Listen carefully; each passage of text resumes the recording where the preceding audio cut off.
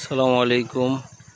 এটা নাটোর গুরুদাসপুরের একটি খাল, যেটা বর্ষার সময় পানিতে ভরপুর থাকে, এখন শুকায় গেছে। খালের দুই পাশে শুধু রসুন আর রসুন। মাশাআল্লাহ, অনেক সুন্দর রসুন হয়েছে, কৃষকেরা অনেক খুশি। আর জলার পাড়ের জায়গা দিয়ে, পড়ে থাকা জায়গা, নষ্ট জায়গা দিয়ে পরিষ্কার করে কৃষকেরা চাষ করছে মিষ্টি কুমড়া। অনেক সুন্দর মিষ্টি কুমড়া হয়েছে।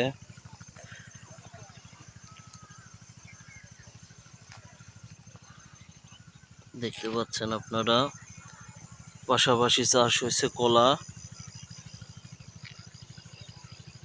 আলহামদুলিল্লাহ, অনেক সুন্দর কলা হচ্ছে।